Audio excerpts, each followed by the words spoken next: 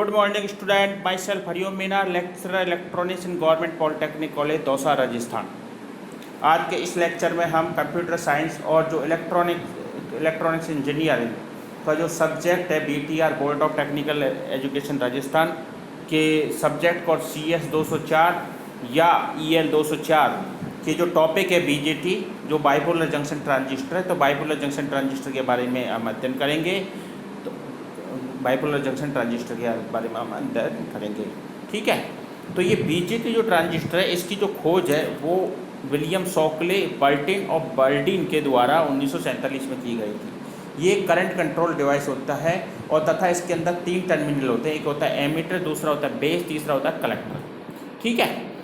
तो इनको E, B और C से डिनोट किया जा सकता है। जो BJT ट्रांजिस्टर होते हैं इनके 3 टर्मिनल होते हैं। इन 3 टर्मिनल में या तो N टाइप इम्प्योरिटी होगी या P टाइप इम्प्योरिटी होगी। तो इस तरीके से इसमें 3 टाइप के टर्मिनलों में को हम NPN अथवा PNP से डिनोट कर सकते हैं।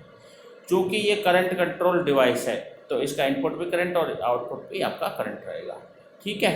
अब ये जो BJT है, ये BJT आपका एज ए एम्पलीफायर जब काम करता है जब इसका emitter to base junction forward bias में हो और कलेक्टर टू बेस जंक्शन आपका रिवर्स बायस में हो। अर्थात जो इनपुट की तरफ होगा वो फॉरवर्ड में रहेगा और चूंकि ये फॉरवर्ड में रहेगा तो इसका जो इनपुट रेजिस्टेंस है वो आपका कम होगा, ठीक है। इसके अंदर एक तो होता है आपका, इसके अंदर जो करंट कैरिंग, इसके अंदर मेजॉरिटी और माइनॉरिटी कैरियर होता है जो करंट को ले जाने के लिए होता है। जैसे ये P टाइप होता है, P टाइप में हमें होल क्या रहेंगे, होल एक तरीके से उसमें मेजॉरिटी रहेंगे, जबकि उसमें N भी रहेंगे। ऐसी बात नहीं कि उसमें N नहीं रहेंगे, तो N रहेंगे उसमें माइनॉरिटी रहेंगे। इसी प्रकार इसमें मेजॉरिटी और माइनॉरिटी दोनों होते हैं, ठीक है। जहाँ जहाँ माइनॉरिटी होते हैं वहाँ पे क्या होता है, वहाँ पे हमेशा नॉइज प्रोड्यूस होता है, ठीक है। तो ये noisy device then activated due to the presence of minority.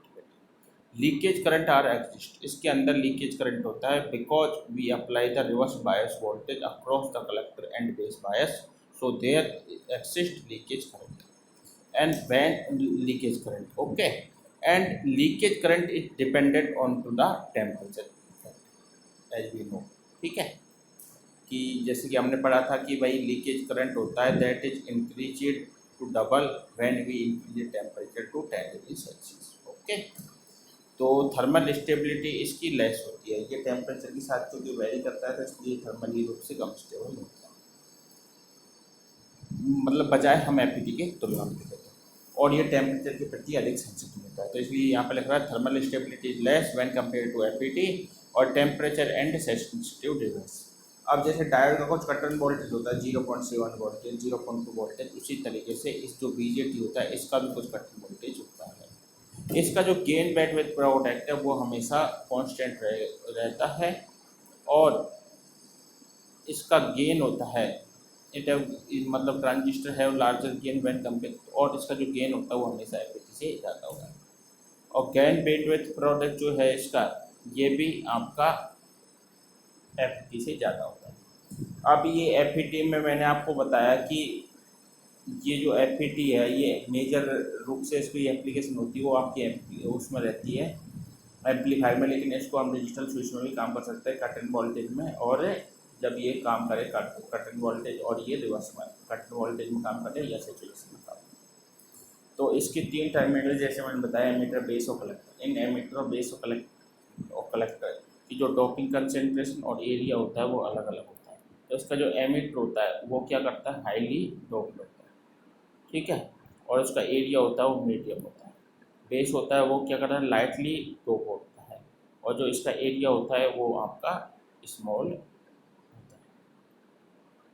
और कलेक्टर होता है वो मॉडरेट, मतलब बीच का सा डॉप होता है, ज़्यादा डॉप भी नहीं होता। और जो इसका एरिया होता है वो सबसे ज़्यादा होता है। तो इसका एमीटर होता है वो हाईली डोप्ड होता है। इसका मतलब ये क्या, एमीटर हाईली डोप्ड होता है ये इसलिए होता है क्योंकि ये इसका उपयोग होता है to inject the majority carrier into the base, कि यह जो मेजॉरिटी कैरियर होते हैं, मतलब एमीटर क्या करेगा, एमिट किसको करेगा, मेजॉरिटी कैरियर्स को। तो मेजॉरिटी कैरियर्स को बेस के अंदर इंजेक्ट करने के लिए एमीटर को आपको हाईली डोप्ड होना चाहिए, जबकि बेस होता है वो लाइटली डोप्ड होना चाहिए।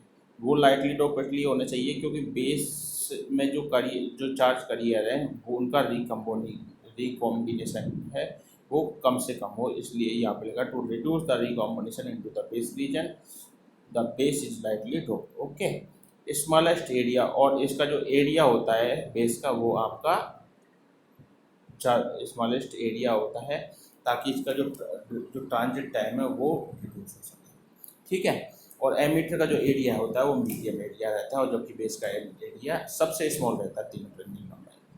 तो ये जो ट्रांजिट टाइम की टर्म आई है, ट्रांजिट टाइम का आशय क्या है, तो इसको हम देखते हैं। ट्रांजिट टाइम क्या होता है? It is time taken by the charge carrier in moving from the emitter to collector. मतलब ये एक चार्ज कैरियर द्वारा लिया गया समय होता है एमीटर से कलेक्टर के में जाने के लिए। अब जब बेस का जो टर्मिनल होता है उसकी वेट ज़्यादा हो जाएगी तो इसका जो ट्रांजिट टाइम बढ़ जाएगा और ये आपके ट्रांजिस्ट्रेशन को पूरा नहीं कर पाएगा। इसलिए ये कंपलसरी और अनिवार्य शर्त है कि आपका जो बेस टर्मिनल होता है उसका जो ट्रांजिट टाइम होता है वो कम से कम होना चाहिए, और इस कम से कम करने के लिए हम जो बेस टर्मिनल होता है उसकी जो वेड्थ होती है उसको हम कम कर देते हैं। ठीक है, इसलिए जो बेस की वेड्थ होती है वो सबसे कम हो। और दूसरी बात क्या होती है, जो बेस के अंदर रिकॉम्बिनेशन होता है मतलब जो भी चार्ज कैरियर का वो भी कम से कम हो। तो ट्रांजिस्टर एक्शन तो इसलिए ट्रांजिस्टर को हमेशा बेस, ट्रांजिस्टर का बेस होता है उसका स्मॉल तो एरिया रहेगा और उसमें डोपिंग भी कम रहेगी। कलेक्टर होता है, तो कलेक्टर क्या होता है? कलेक्टर एक तरीके से इसकी डोपिंग होती है वो मॉडरेट होती है, मतलब ठीक ठाक होती है, मतलब एमीटर से कम और बेस से ज़्यादा। और जो इसका एरिया होता है वो सबसे ज़्यादा होता है। क्यों होता है? क्योंकि कलेक्टर बेसिकली कलेक्ट करेगा चार्ज कैरियर को। अब चूँकि वो कलेक्ट करेगा तो उसके अंदर कम से कम हीट डिसिपेट हो, तो उस हीट डिसिपेट करने के लिए इसका जो एरिया होता है वो बड़ा कर देते हैं, क्योंकि हम जानते हैं कि जब एरिया बढ़ जाएगा तो उसका हीट डिसिपेशन कम हो जाएगी। ठीक है, doping concentration of emitter is relatively larger than base and collector. इसमें लिखा हुआ है डोपिंग कंसंट्रेशन एमिटर की बेस और कलेक्टर से ज़्यादा होती है। Doping concentration base is relatively smaller than the collector and emitter. जो डोपिंग कंसंट्रेशन होती है बेस की वो सबसे कम होती है। ठीक है, अब हम क्या करेंगे, इसके मोड देखेंगे। ये मोड क्या होता है? मोड बेसिकली डिपेंड करता है इसके जो एमिटर जंक्शन और जो कलेक्टर जंक्शन होता है उनके रिवर्स बायस और फॉरवर्ड बायस में, और इसमें 4 प्रकार के मोड होते हैं। तो इसमें एक तो जेई लिखा हुआ है और जेसी। जेई क्या है? एमिटर और बेस के बीच में जो जंक्शन है उसको हम जेई बोलते हैं, और कलेक्टर और बेस के बीच में जो जंक्शन है उसको हम जेसी बोलते हैं। तो जब जेई और जेसी दोनों आपके रिवर्स बायस में रहेंगे, ठीक है, रिवर्स बायस में रहेंगे, इसका मतलब एमीटर और बेस के बीच में जो वोल्टेज होगा वो आपका क्या में लगेगा? रिवर्स में लगेगा। और कलेक्टर और बेस के बीच में जो वोल्टेज लगेगा वो किस में लगेगा? रिवर्स बायस में लगेगा।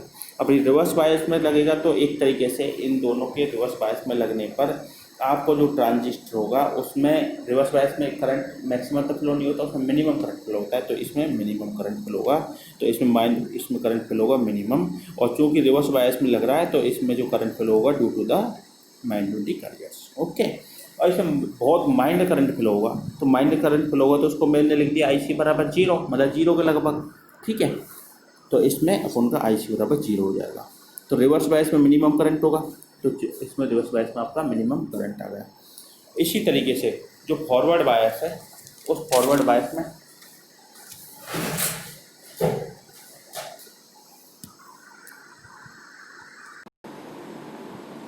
तो ये मैंने इसमें क्या बता रहा था आपको? मोड बता रहा था। तो इसमें एमीटर का जो रिवर्स में बायस में रहेंगे एमीटर और कलेक्टर जो जेई और जेसी, तो ये इसमें करंट बहुत कम फ्लो होगा, और current flow due to the magnetic carriers है, और आपका जो ट्रांजिस्टर होगा वो कट ऑफ मोड में होगा। इसको अपन कट ऑफ मोड बोलते हैं। तो मतलब ये चीज़ ध्यान रखिए, जब एमीटर जेई और जेसी दोनों रिवर्स बायस में होंगे तो आपका कौन से मोड में काम करेगा? कट ऑफ मोड में। और जब ये फॉरवर्ड बायस में काम करेगा, जब जेई और जेसी दोनों जब फॉरवर्ड बायस में रहेंगे तो ये आपका सैचुरेशन करेगा। सैचुरेशन क्या होता है? सैचुरेशन मतलब सैचुरेट हो जाना, मतलब उसकी जो जितनी क्षमता है उतनी उसमें करंट फ्लो हो। तो इसमें ये क्या हुआ, इसमें जो करंट फ्लो है वो आई मैक्स के बराबर हो जाएगा, और जो VC है वो VC आपका V साइड में चल जाएगा। VCE साइड NPN जंक्शन होता है, और जो सिलिकॉन वाला होता है, सिलिकॉन के लिए 0.2 होता है और जबकि जर्मेनियम के लिए 0.1 होता है NPN के लिए, जबकि PNP आ जाएगा, PNP के लिए ये नेगेटिव में हो जाएगा। अब ये आपका क्या हुआ, अब इसमें करना है एक एक्टिव रीजन। तो इसमें जब एमीटर बेस जंक्शन आपका फॉरवर्ड बायस में रहेगा और कलेक्टर बेस जंक्शन आपका रिवर्स बायस में रहेगा, तो आपका जो ये ट्रांजिस्टर है ये आपका एक्टिव मोड में रहेगा। और इस एक्टिव मोड में जो इसका जो ये जो क्या नाम है एक्टिव मोड में रहेगा, ये एक्टिव मोड में रहेगा। चूँकि अब यहाँ पर हम देख पा रहे हैं एक्टिव मोड में रहेगा, तो ये आपका एक तरीके से एम्पलीफायर की तरह काम करेगा। अब जैसे कि आपने लॉजिक फैमिली में पढ़ा है कि TTL DTL जितनी भी लॉजिक फैमिली होती हैं वो सारी सैचुरेशन में काम करती है, लेकिन केवल एकमात्र एक ऐसी लॉजिक फैमिली जो आपकी एक्टिव में काम करती है वो है ECL, जो एमीटर कपल्ड लॉजिक वाली जो लॉजिक फैमिली है वो आपकी काम करती है एक्टिव में।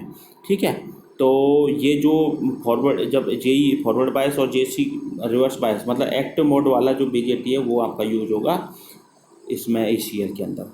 तो इसमें जो कलेक्टर करंट होता है वो मैक्सिमम होता है और VC आपका मीडियम होता है।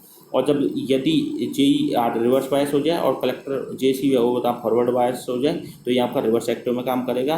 और आपका जो ट्रांजिस्टर होता है वो वेरी लो गेन का ट्रांजिस्टर होगा, जबकि ये जो मैंने एक्टिव मॉडल दिखाया इसमें हाई गेन का ट्रांजिस्टर होगा और इसी को अपन एम्पलीफायर की तरह यूज करते हैं। और ये रिवर्स एक्टिव वाले मोड है, इसको हम डिजिटल सर्किट में काम आते हैं। अब इसके बाद हम क्या पढ़ेंगे, इसके बाद हम ये देखेंगे कि भाई जो एक मतलब अब इसमें ये लिखा हुआ है transistor will be working N amplifier only when operated into forward active. Forward active means active mode. Okay, ये आप कंफ्यूज नहीं होना, एक्टिव मोड बोलो या फॉरवर्ड एक्टिव मोड बोलो दोनों एक ही हैं। तो जब एमीटर आपका JE आपका फॉरवर्ड बायस में होगा और JC आपका रिवर्स बायस में होगा तो आपका ट्रांजिस्टर इसमें क्या हो जाएगा फॉरवर्ड मोड में। ठीक है, transistor working as a switch, transistor as a switch की तरह काम करेगा।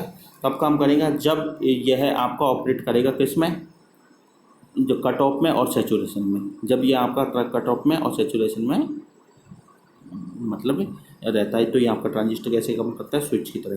क्योंकि देखो इसमें जब कट ऑफ में क्या होगा, ये ऑफ की तरह है तो मतलब इसमें करंट कुछ जाएगा नहीं तो ऑफ की तरह, और जबकि सैचुरेशन में गए तो ऑन की तरह काम करेगा। तो ये इसका ऑप्शन है ये कट ऑफ और सैचुरेशन। ठीक है, इस बार आपके ऑब्जेक्टिव क्वेश्चन आएंगे उनमें ऐसे आ सकते हैं ABCD में कट ऑफ और सैचुरेशन। और इन digital application transistor operate in मतलब डिजिटल में कौन कौन से में आपका जो ट्रांजिस्टर ऑपरेट होता है, कट ऑफ में भी होता है, सैचुरेशन में भी होता है, एक्टिव में भी होता है और रिवर्स एक्टिव में भी होता है, चारों में ऑपरेशन में काम करता है। ठीक है, स्विच में केवल कट ऑफ और सैचुरेशन करेगा। अब यहाँ पे एक चीज़ लिखी हुई है इन ट्रांजिस्टर अरेंजिंग मतलब इनकी डोपिंग कंसंट्रेशन के बारे में अपन अरेंज करने के लिए ऑप्शन आ जाए कि भाई सबसे ज़्यादा डोपिंग किसकी रहती है, तो सबसे ज़्यादा डोपिंग किसकी होगी एमीटर की, फिर किसकी कलेक्टर फिर किसकी। तो यहाँ पे इसमें लिखा है in a transistor arranging in the doping concentration of EBC in ascending order, मतलब बढ़ते हुए क्रम में आप डोपिंग कंसंट्रेशन को लिखो तो सबसे कम B की, फिर C की, फिर E की। अब इनके फिजिकल डायमेंशन मतलब इनके एरिया वाइज देखें तो सबसे बड़ा कौन होता है कलेक्टर, एमीटर, बेस। ठीक है, इस तरीके से आज जो BJT ट्रांजिस्टर है उसके हमने मोडों का अध्ययन किया और मोडों के बाद में इसकी डोपिंग कंसंट्रेशन पढ़ी, इसके जो मतलब एप्लीकेशंस है और जो इसकी बेसिक बातें वो हमने पढ़ी। तो आगे की क्लास में हम आगे वाले टॉपिक को BJT को देखेंगे। ठीक है, थैंक यू दोस्तों।